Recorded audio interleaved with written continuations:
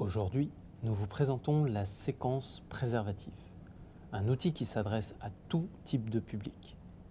Il s'utilise en groupe ou en individuel, avec un animateur ou sans animateur.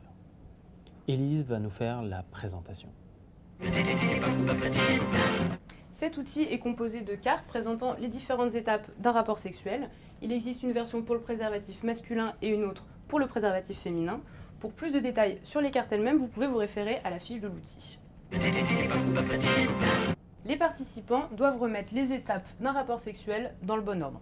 C'est un outil qui est vraiment intéressant à faire en groupe. Vous allez voir que même s'ils discutent sur l'ordre des cartes, la séquence produite est pratiquement toujours la même, une sorte de rapport sexuel normé, bien défini. Alors effectivement, certaines cartes doivent avoir un ordre, notamment en ce qui concerne la pose du préservatif en elle-même, d'autres cartes pas du tout.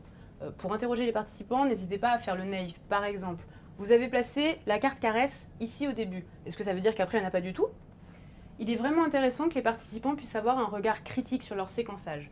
Par exemple, on peut leur dire « c'est marrant, mais 9 fois sur 10, c'est cet ordre-là qui ressort ». D'où ça peut venir selon vous ? Et puis, qu'est-ce qu'on pourrait envisager d'autre ? N'hésitez pas à leur donner un coup de pouce. Par exemple, l'éjaculation, vous l'avez mise ici. Si jamais elle arrive juste après l'érection, qu'est-ce que ça change ? On aborde bien sûr les différentes étapes de pose du préservatif. On peut faire un lien direct avec le manège enchanté. On peut aussi parler de l'achat des préservatifs, ça c'est vraiment intéressant avec les plus jeunes. Par exemple, est-ce que c'est facile d'en trouver ? Comment on peut se sentir surtout à ce moment-là ?